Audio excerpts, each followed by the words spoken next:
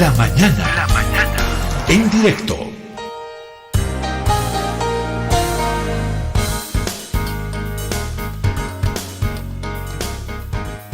Buenos días, Pedro Saúl. Un gusto estar en tu programa y a través del mismo extender un saludo del defensor del pueblo a toda la audiencia, el señor Pedro Calizayaro. Bueno, nosotros como institución hemos quedado altamente preocupados por esta recurrencia de malas prácticas investigativas, pero también malas prácticas a nivel de presentación de la gente vulnerando derechos humanos. Entonces, ya hemos concretamente en el caso del señor Juan Laura, nosotros hemos presentado un memorial haciendo un seguimiento para que se hagan las pericias acorde a los estándares internacionales. El señor Juan, eh, ha, Juan Laura ha alegado hechos de tortura y Bolivia ha ratificado tratados en esta materia que obligan al Estado a investigar cualquier tipo de alegación de hechos de tortura. Entonces estamos en ese camino y bueno, las investigaciones tienen que seguir. Juan, no sé si la víctima ha decidido ya presentar una denuncia formal o todavía. Ya la ha presentado y el mismo defensor del pueblo lo ha visitado cuando todavía estaba en el penal de San Pedro. Lo ha visitado, ha hablado con él y la víctima que mencionó que quería y quiere seguir con estas investigaciones porque, bueno, ha sido dañado. Y bueno, esta es la intención también de sentar un precedente en este tipo de actos que no deberían ocurrir. Entonces, la denuncia ya ha sido presentada por el abogado del señor Laura. Y nosotros como Mecanismo Nacional de Prevención de la Tortura hemos presentado un memorial pidiendo dos cosas principalmente. Una de ellas es las garantías a esta persona, por supuesto que ha sido amenazada, y la otra es el tema de que utilicen o se hagan las pericias conforme a los estándares internacionales. Bien, Juan, está presentada entonces la denuncia ante el Ministerio Público. Ustedes como Defensoría, Juan, bueno, yo entiendo que deben haber las pericias y eso será parte de la investigación, pero como Defensoría han tocado la puerta, por lo menos para hacerles saber, o vía notas, no lo sé, al Ministerio de Gobierno, al Poder Ejecutivo, me refiero, no sé si la Asamblea Legislativa, porque en estas cosas deberían estar los parlamentarios y no en absurdeces, ¿no? Deberían estar en esto pidiendo informes, investigando, convocando a autoridades, pero están en otra, ¿no? Juan, ¿ustedes tocaron la puerta de alguno de estos órganos para por lo menos hacerles conocer la preocupación de como Defensoría del Pueblo? ¿Les han dado alguna respuesta o nada? Nosotros estamos en permanente contacto. Yo quisiera resaltar de que nuestra función como Mecanismo Nacional de Prevención, y como su nombre lo indica, es básicamente un diálogo constructivo con el Estado. Nosotros queremos que nos vean como un aliado institucional en el fortalecimiento de las instituciones. Es así como además lo ha establecido el Tratado Internacional que nos crea. Por eso estamos en permanente contacto con las autoridades, especialmente también con la policía, y para ver este tema de cómo ir mejorando estas malas prácticas o cómo ir erradicando estas malas prácticas que todavía permanecen. Entonces, hay una voluntad a nivel autoridades, se podría decir a nivel discursivo, nos mencionan que sí, quieren mejorar, quieren profesionalizar aún más el accionar de la policía, pero ya a nivel operativo todavía encontramos muchas falencias y nosotros nos preguntamos cuál es la razón. Falta voluntad política, seguimos insistiendo, porque no olvidemos que en algunos casos entendemos que hay también presión desde arriba, ¿no?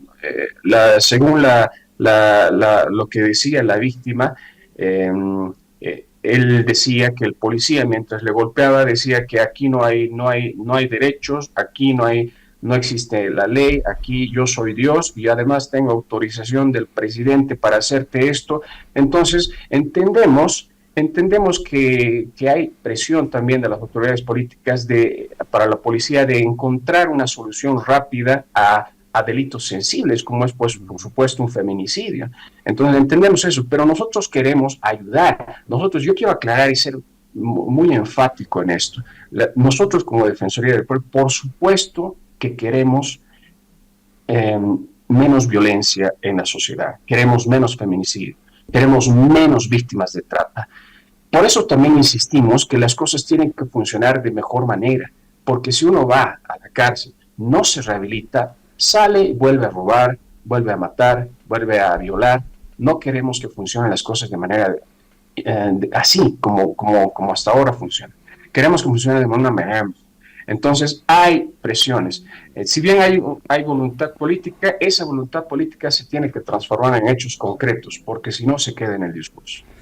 Juan, en términos generales, por todo el trabajo que ustedes han estado realizando hasta acá y las averiguaciones seguramente, los casos, investigaciones que no siempre se hacen públicos, pero que yo sé que es el trabajo de todos los días de ustedes, de la Defensoría, se podría decir, Juan, que por lo menos existe un alto grado de sospecha de que la policía continúa apelando a prácticas violentas como estas, no sé si llamarle, torturas, para hacer que personas acusadas por delitos confiesen.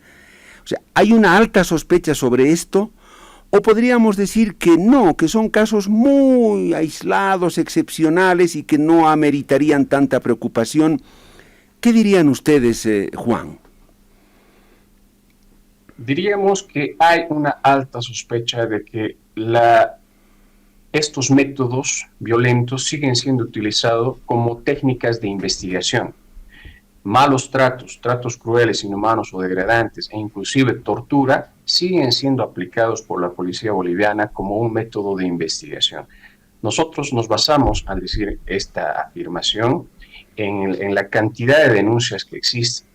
Hemos hecho un diagnóstico del periodo 2019 a 2022, donde las denuncias por tortura hacia miembros de la policía llegaban a 1.400, superaban a 1.400 denuncias.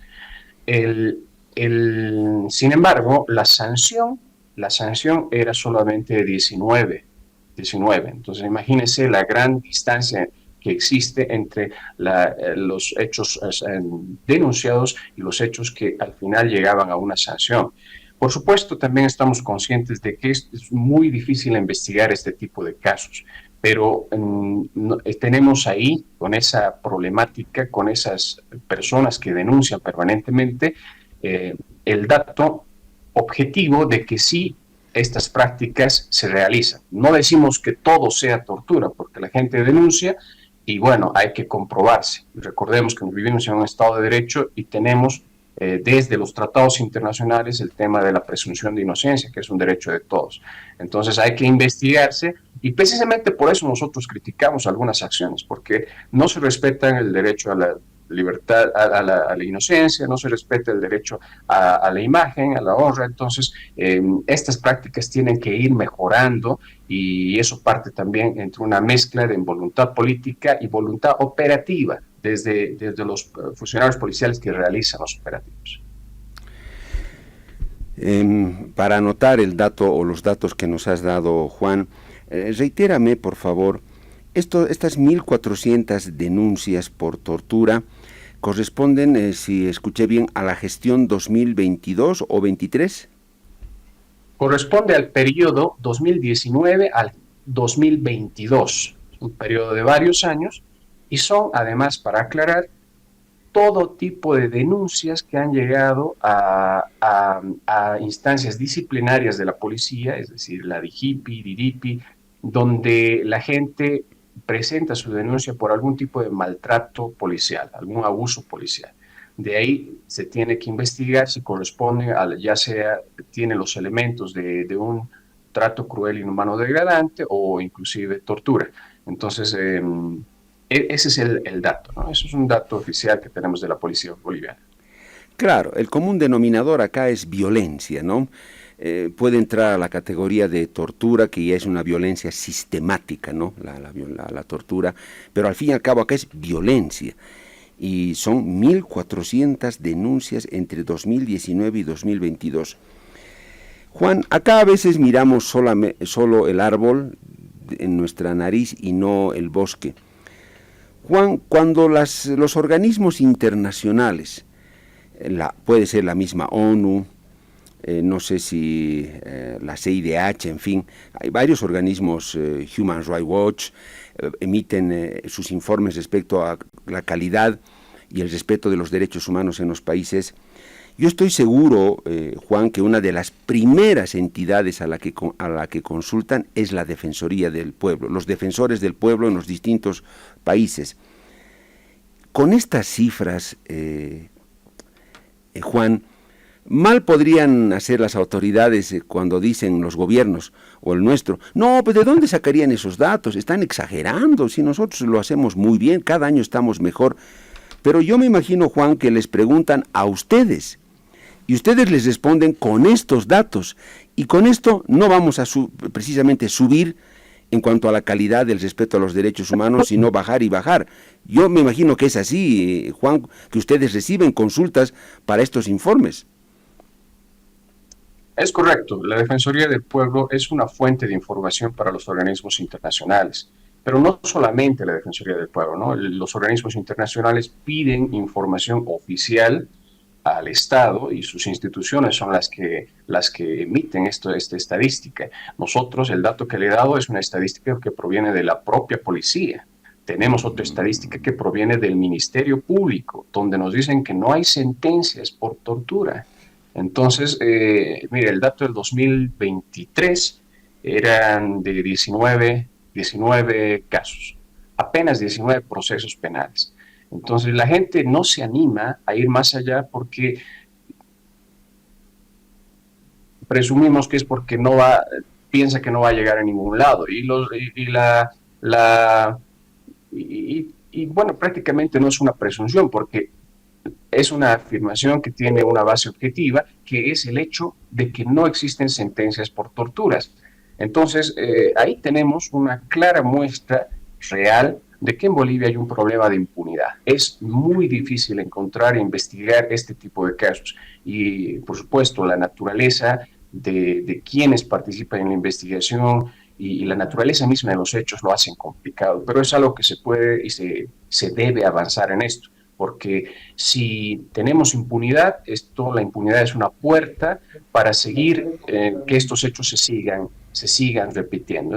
La impunidad, desde nuestro punto de vista, es un obstáculo para el trabajo preventivo que hacemos, porque cuando acá no pasa nada, entonces las cosas siguen. Yo quisiera brevemente también mostrar de que lo que verdaderamente funciona en prevención es la certeza del castigo, no la amenaza. La certeza, las investigaciones muestran eso. Si uno va diciendo vamos a sancionar a todo el mundo con cadena perpetua, las personas que delinquen van a seguir delinquiendo. Pero las investigaciones muestran que la prevención, lo que más ayuda en los términos punitivos es la certeza de la sanción. Eso significa un sistema de investigación y judicial efectivo que llegue a una sanción concreta a la persona que ha cometido el delito. No buscar culpables, no ir a buscar a cualquier culpable, como casos como Jerry Rivera o como esta misma persona que a raíz de los actos violentos que la policía le infringía, él ha dicho, yo he matado, imagínense eso, ¿no? Yo he matado a Reina y a sus 2 hijos y las tengo enterradas en mi casa. Eso ha dicho, para que paren de golpearlo.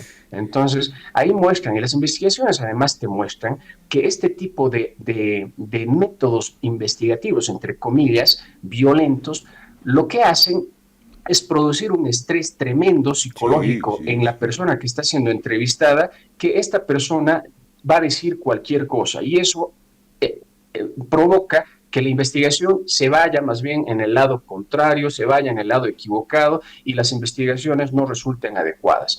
Para eso hay que utilizar métodos más adecuados y existen estándares internacionales que son los principios Mendes, que son técnicas de interrogatorio que han sido construidas por 80 expertos de 40 países, personas especialistas en criminología, en neurociencia y tienen una base científica que ayuda a lograr entrevistas que permitan un mejor trabajo y más profesional de la policía.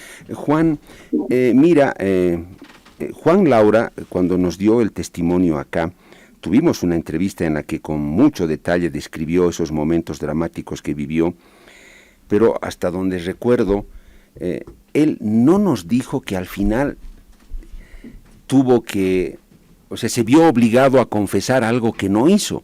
Bueno, por ahí no lo estoy recordando bien en la entrevista, pero no lo dijo. Pero Juan, tú ahora nos haces conocer que él, desesperado por la tortura, porque se desmayó 2 veces, les dijo que sí, que había matado a Reina y a sus hijos. Entonces seguramente que ahí surgió él, ya, llévanos, ¿dónde está el cuerpo? Y eso sí, supe, él los llevó a su casa, porque supuestamente ahí los había enterrado los cuerpos, porque él lo único que quería era que dejen de torturarlo. ¡Qué terrible, Juan! Laura se vio obligado a decir, sí, yo la maté, y por eso lleva a los policías a su casa, ¿es así? A nosotros sí nos ha dicho en la entrevista que le hemos tomado eso, precisamente para evitar que lo sigan golpeando y bueno, en la esperanza de que él vaya a su casa y pueda también comunicarse con sus vecinos, de que le den una ayuda. Es una acción desesperada, podría decirse, ¿no? Una acción desesperada en la que él se ha obligado a decir en ese momento, sí, yo le he matado, ¿no? Por supuesto que todas las palabras que yo digo, nosotros no queremos entrar en el detalle para no entorpecer las investigaciones, ¿no? Ya el proceso dirá las declaraciones, el señor Laura con su abogado emitirá todas las declaraciones que la defensa considere pertinente. Pero en el primer instante, nosotros traemos a colación este tipo de ejemplos precisamente para mostrar que no son técnicas adecuadas, que no conducen a la verdad. Esto está demostrado en muchas investigaciones especializadas. Entonces, eso es lo que queremos resaltar. No sirve de nada estar golpeando a una persona para que declare algo. Al final, esta persona, para evitar ser golpeada, va a decir lo que sea. Cuando la están torturando, va a decir lo que sea para que pare. Juan, ya en esta parte final, usted decía que, por ejemplo, el 2020, bueno, esto de las 1.400 denuncias por tortura en el periodo 2019-2022 contra la policía ya es un dato para pensar. El 2023, usted nos decía, solo 19 casos aperturados por tortura.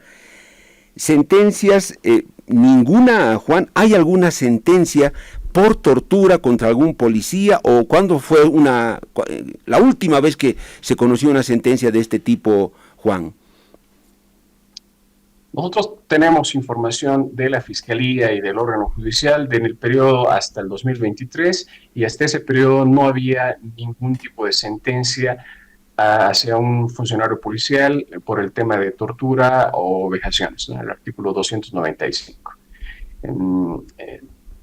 Entonces, hemos insistido en eso, ¿no? De que es un problema de impunidad que tiene nuestro país, que parte incluso del tipo de norma que tenemos. El tipo de norma que tenemos, el artículo 295 del Código Penal, no está adecuado a los estándares internacionales. Entonces, ya hemos presentado un proyecto de ley que está aprobado en Senado, que es una ley integral contra la tortura, donde establece también en uno de sus elementos, la modificación del artículo del tipo penal de tortura en Bolivia para adecuarlo a los estándares internacionales. Ahora nosotros tenemos una mirada preventiva. Nosotros no somos una fiscalía que vamos a ir a investigar y a buscar a los culpables.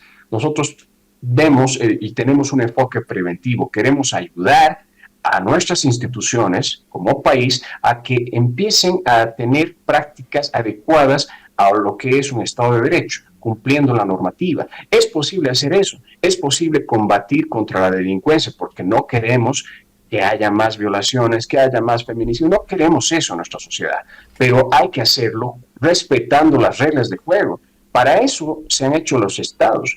No es que simplemente al Estado le damos el poder absoluto punitivo y los ciudadanos tengamos que aceptar que cualquier persona haga lo que quiera, que tenga el poder estatal haga lo que le dé la gana. El poder estatal tiene que actuar en el marco del Estado de Derecho. Claro, pero en este caso, Juan, hay una duda que yo creo que es de todos los ciudadanos, no solo de los periodistas. Si la policía se va a investigar a sí misma, en este caso, por ejemplo, de Juan, son los propios policías que se van a investigar a ellos mismos y al final podrán decirnos, sí, estos nuestros 6 compañeros son los que han torturado a este señor y los vamos a procesar. O sea, es el mismo Estado investigándose como Estado, no como institución. Yo sé, Juan, que en la teoría del Estado y lo demás me dirán, no, señor, pero ¿quién más va a investigar? No vamos a pedir a una junta de vecinos que vaya a investigarlos o al control social. Tienen nomás ellos que investigar. Y ahí tal vez va lo que usted dice, Juan, pero esa duda, ¿cómo les respondemos a la gente? La policía, investigándose a sí misma, ¿descubrirá algo, Juan? Por supuesto que la gente, toda la población tiene esa duda y es normal que la tengamos todos, porque los policías, investigando policías, siempre hay una susceptibilidad de que hayan encubrimientos. Pero en este mismo caso y en todos los que se presenten, todavía no hay un proceso. Nosotros seríamos también irresponsables y diríamos de manera enfática, aquí ha ocurrido tortura, porque tiene que haber una investigación adecuada. Claro. Nosotros no tenemos una bola de cristal. Un proceso de investigación dura, según la norma, 3 años. Pero en la práctica puede durar mucho más, hasta 10 años e incluso más. Es decir, no tenemos una bola de cristal para decir todos esos elementos investigativos, todas esas pericias, todas esas entrevistas, todo lo que se haga, revisión de cámaras, revisión de celulares, no sabemos todavía lo que ha pasado en realidad. Entonces tenemos que ser responsables. No tenemos una bola de cristal para decir esta persona es culpable y aquí ha ocurrido esto. Entonces a la población tenemos que, y nosotros, ¿cómo entendemos que se tiene que? Basados en lo que dicen los textos científicos. Existe para la investigación de la tortura un protocolo internacional que se llama el Protocolo de Estambul. Estas son las técnicas de documentación e investigación para hechos de tortura. Si se siguen estos pasos, incluso si la policía investiga a otros policías, siguiendo estos pasos, hay una alta probabilidad de que se llegue a la verdad de los hechos. Entonces, si un Estado de Derecho, un funcionario policial, adecua su conducta de investigativa a los estándares internacionales, bueno, tendría que sacar un resultado lo más cercano posible a lo que acaso es. Entonces, esa es la única manera, es la única manera que nosotros como humanidad hemos encontrado de organizarnos. Hay instituciones, hay Estado, y esas instituciones tienen sus competencias y tienen que cumplir. Juan, ya la penúltima, nosotros conversábamos con una abogada de Mujeres Creando, un grupo de abogadas que han decidido también asumir defensa de Reina, la pareja, y está bien, nos parece muy correcto. Pero esta abogada, Juan, manifestaba su duda de que Juan Laura hubiera sido sometido a una tortura en la policía. Me sorprendió. Yo le dije, ¿a partir de qué? No, es que no se lo veía golpeado, pegado, ni nada en las imágenes, nos dijo, estaba de lo más normal. Bueno, se respeta su posición, pero ella decía, yo dudo que lo hubieran torturado. ¿Ustedes como Defensoría del Pueblo podrían también tener un margen de duda respecto de que es cierto lo que ha denunciado Juan? ¿O hay elementos definitivamente que hacen pensar que hubo la tortura? ¿Y cuáles serían esos elementos, Juan? A estas alturas, nadie tiene certezas. Porque, repito, todavía sería muy irresponsable decir a qué ha ocurrido esto, porque no ha pasado todavía una investigación adecuada. Ahora, evidentemente, nosotros nos basamos, porque eso es correcto, en lo que dice los tratados internacionales que hemos ratificado como país y los estándares. Si Bolivia está en la obligación de investigar cualquier alegación, nosotros partimos por eso. Somos una institución de derechos humanos y creemos lo que nos está diciendo una víctima.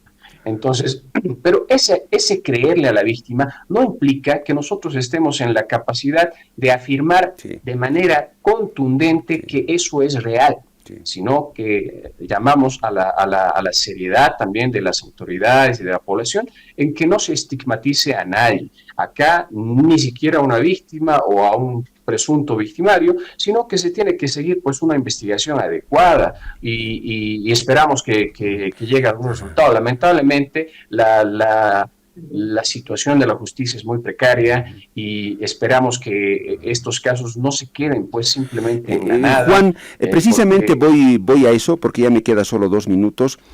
Lo que ustedes esperan ahora, el siguiente paso es que comience la investigación formalmente por parte de la policía y Ministerio Público en el caso Juan Laura. Hasta ahora no se ha hecho ningún actuado, no se ha dado ni un paso, o sí, Juan.